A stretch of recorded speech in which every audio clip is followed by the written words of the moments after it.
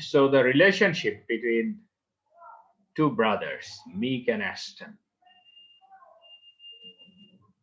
is quite unnatural. So how do we know it? Suppose Ashton brings Davis to his house or to his flat, and while Ashton was knocking at the door, Mick seems to be escaping the situation. So this very behavior, quite unnatural behavior that we find with Meek, shows that the relationship between these two brothers is not normal that we usually find in our society. This type of relationship, which is devoid of harmony, is available in the absurd world. They are living under the same ceiling. These two brothers are living in the same flat, and they are brothers. But there is a gulf of difference. There is a gulf of gap of communication between these two brothers. So this very particular aspect also lends weight to the view that it's an absurd drama, because in absurd world, everybody's business is nobody's business. You are living side by side with your neighbors, but you cannot be their savior. Neither they can be your savior, because everybody is in existential crisis. This is the world where no fruitful thing grows up. I just like to draw another example from this text, that the absence of female character. Do you find any woman or do you find any female character in this text? No, sir. So why? It is very significant because an absurdist believes that the world is unproductive. You cannot say that the world is very enjoyable or comfortable, or you can never say that the world is full of peace and prosperity. An absurdist believes that the world is unproductive, barren. Here we can grow nothing. We can grow nothing here. And woman in literature is the symbol of fertility, is the symbol of productivity. So the absence of woman implicates that the world of the absurdists is a world of barrenness. There is no productivity. So why? Because an absurdist does not take resort to a particular belief system. Suppose we, the Muslims, believe in hell and heaven. And we also believe that after our death, we will have our guardian. So who is our guardian? God is our guardian. And our destination is either hell or heaven.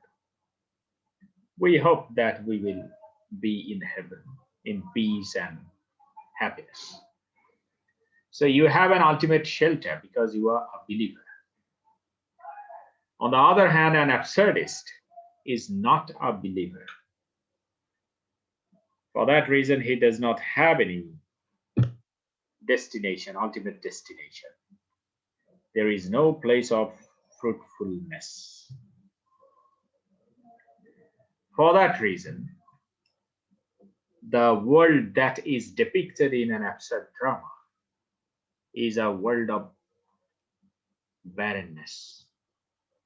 And if you think of the Waiting for Godot, you will find the same picture there. No presence of a woman is available in the plot of Waiting for Godot. There is two trams are exchanging some nonsensical dialogues, and they do nothing important. They decide every moment to go, but they break their decision. They cannot go. So why? Because they don't have any destination. This is called barrenness. If you have a destination, if you think that you have a better place for peace and happiness, that is called fertility. Suppose you feel here very uncomfortable, so you will go to a comfortable place. That is the place of fruitfulness. But if you are not a believer, if you think that you have no destination, then where would you go? You would go nowhere. That is called barrenness. And the world of an absurdist is a world of barrenness. And we find this particular feature in this text also, in this tragicomedy. This caretaker is a tragicomedy because nothing happens ultimately, nothing optimistic happens in this text. So, how can you call it a tragedy? A comedy. It is not a comedy because comedy ends with a positive air. A comedy ends with a positive expectation that something positive will happen. It may end with the ringing of marriage bell.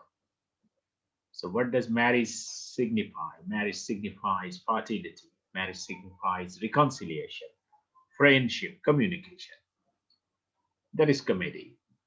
But you will not find here a scene like this. For that reason, it is not a comedy, neither a tragedy. It is not a tragedy because at the end we do not find any kind of diabolical misdeed that we usually find in Shakespearean tragedies. The death of the tragic hero, or the murder of the tragic hero, and the rise of pity and fear, or catharsis. So these classical elements of a tragedy are absent from this text. So you cannot call it a tragedy, neither a comedy. Then what is it? There is a very amazing admixture of tragic and comic scenes here. So what is tragic? When you discover that life is barren, that very discovery makes you sad. This is creating a tragic intensity. And what is comedy, or what particular aspect of this drama is creating comic intensity? When you find that you are doing the same thing, though you are serious, you pretend to be serious, but ultimately you discover that you are doing some nonsensical jobs. That very discovery makes you laugh. That is, you laugh. You laugh at whom? You laugh at yourselves. When you discover suddenly that you are doing a nonsense job repeatedly, but you have branded it to be a serious job. So that very discrepancy that you discover between what you think and what the reality is, that very discovery may make you laugh. You laugh at yourself. It is creating a comic atmosphere. And at the same time, when you discover the vacuum, the hollowness or barrenness of whatever you do, so that very discovery gives you tragic intensity. So we find a kind of intersection between joy and sorrow, between hope and hopelessness, between optimism and pessimism, between sadness and joyfulness. For that reason, we call this drama a tragicomedy. And if you analyze the activities of Meek, then Davies, and Ashton, you will be surprised at their repetition of same words, repetition of same things, repetition of same activities. Actually, there is no significant or remarkable activity in this drama. And for that reason, we call it a plotless drama. It's a plotless drama because in plot, we find the cause and effect. But do you find any cause and effect here? No. We find no solution here. We find no problem here. Because the problem is not considered to be a problem. Because if there is a problem, there must be a solution. And while there is solution, there should be happiness because you can solve that problem. So in this drama, you will find no situation like this. You may say that Davies is in problem. So what's his problem? Identity problem. He has lost his identity. And he thinks that he has left a bundle of papers in Sitka. And he will have to collect that very bundle of papers from Sitka. That will reveal his identity. This is Davies's attitude, or he thinks like this. He thinks that if he can do it, he can discover his identity. So if you can call it a problem, then do you find any solution here? Does this problem solve, or does this problem go towards a satisfactory solution? No. Ultimately, no solution is available here. And a sort of nihilistic attitude, a sort of, what should we say, indifference is found here towards the problem. Though Davies is suffering from this problem, though he thinks that he will have to collect the bundle of papers from Sitka, but does he take any serious initiative to collect that very bundle of papers? No. So he is not serious about the solution to this problem. And similarly, the complaint that is lodged by Davies, Aston, that he cannot sleep at night because Davies is not solved the night. That very problem is not also solved here. Then what does the writer mean? The writer means that these are the natural aspects of your existence. Life itself is a burden. Life is burdensome. You are trapped between life and death. While you are in a trap, you can never say that you are happy, because trap is never a comfortable site or location. So you are always in the trap between life and death. So how can you say that you are happy? That's a blatant lie. So considering all these things, we can say that this is an absurd drama. Okay. So now I just like to introduce the text to you.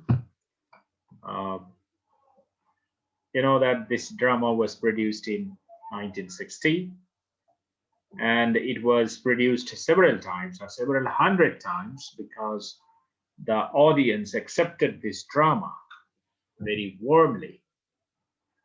Actually, this drama was for the intellectual audience, not for the audience who are fond of romantic scenes or romantic drama. This drama was for the intellectual audience.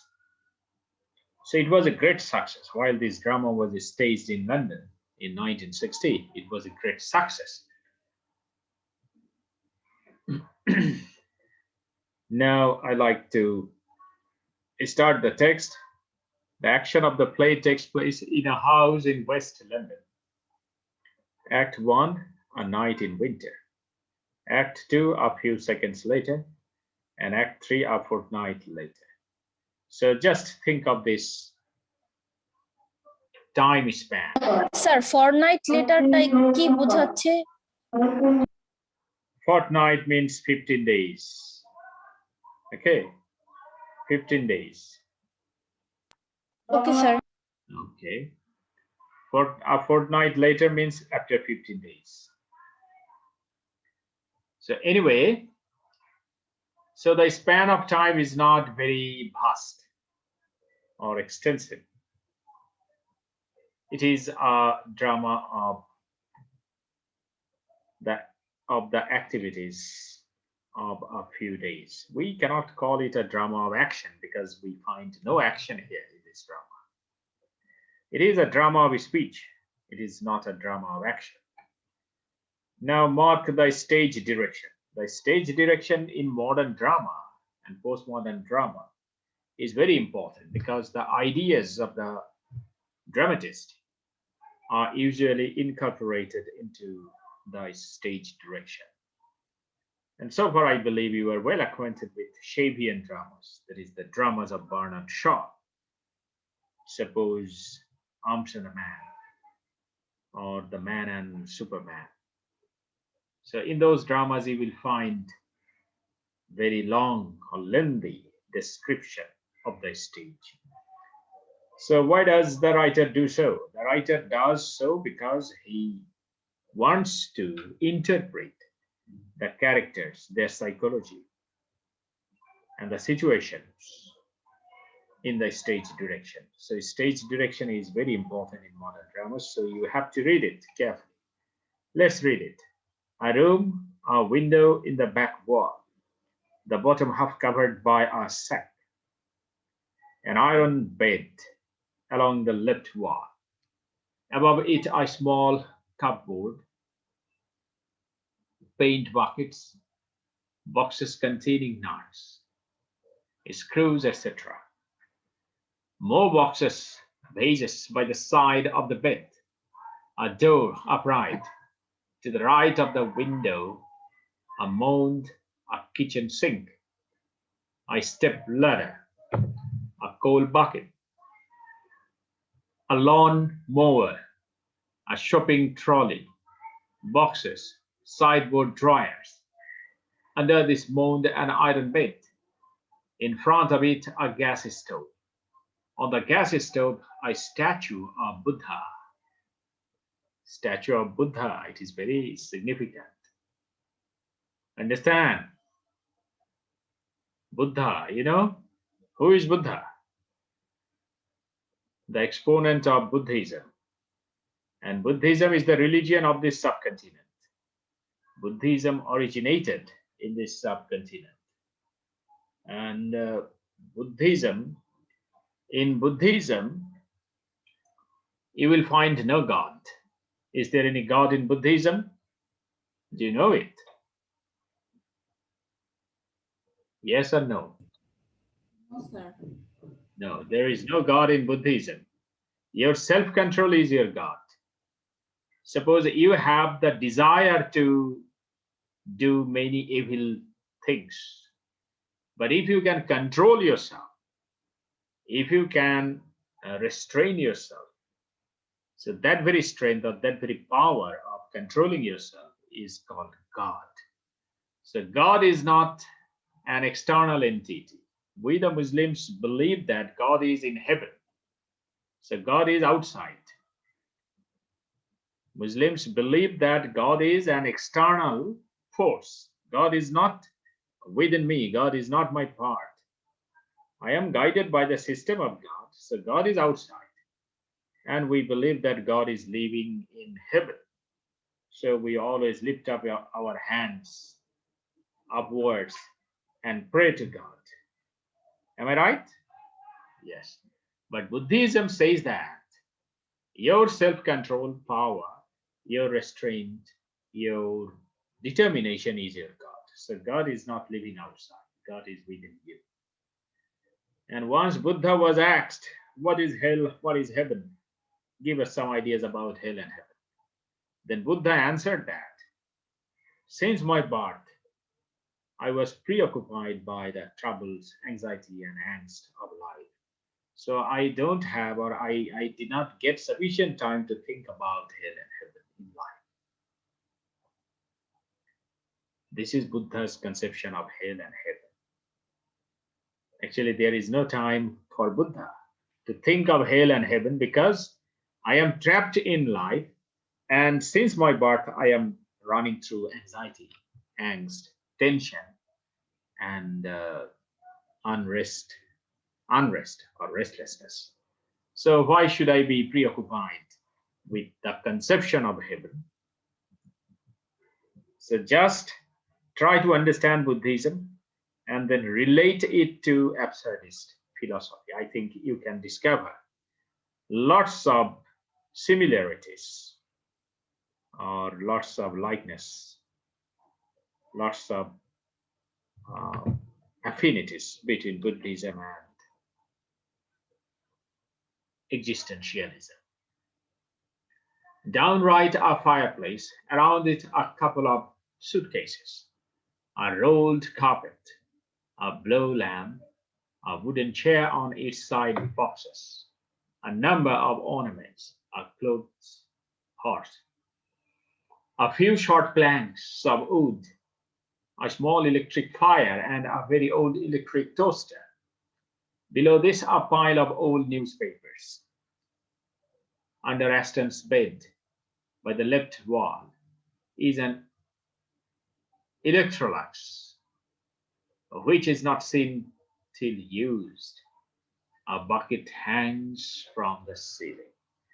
So just think of the decoration of the room in which they live. And this room says that this room is not used by a woman. Because we know that a woman is truly a homemaker and she keeps everything in order. But here in this room, there are many things, but these things are not in order. They are scattered here and there. And we find here painting buckets. We find some other elements which show that these people are not upper class people, or these people are not upper middle class people. These people are lower middle class people because of their profession, because of the work that they usually do. Okay,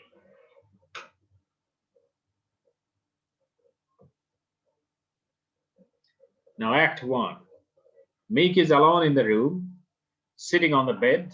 He wears a leather jacket. Leather jacket, why? Because it is a winter night. It's a winter night. And I just like to tell you that winter season is also associated with barrenness. Winter season is associated with barrenness. So an absurdist's world is a barren world. And that very barrenness, the imagery of barrenness is associated with the winter season. Because winter season is also barren. If you go to America or if you go to Canada, if you go to London in winter season, especially in the month of December and January, you will find that the whole land is covered with snow. Nothing grows. So this season is the season of barrenness. Silence. He slowly looks about the room, looking at each object in turn. He looks up at the ceiling and stares at the bucket, seizing. He sits quite still, expressionless, looking out front. Silence for 30 seconds. A door bangs. Muffled voices are heard. Mick turns his head. He stands, moves silently to the door, goes out, and closes the door quietly. Silence. So, silence is a word that has been used here repeatedly. Silence itself is a kind of language. Do you believe it? So silence is very important here and very significantly used in this drama. A door bags, muffled voices are heard. So muffled voices are heard. That is, Aston and Davis are entering into the flat and they are exchanging their views and Mick heard them talking. But he remained motionless. He did not show any interest in Ashton and the stranger who was accompanying Ashton. This is called segregation. They are brothers, but they are alienated from each other. So relationship collapses.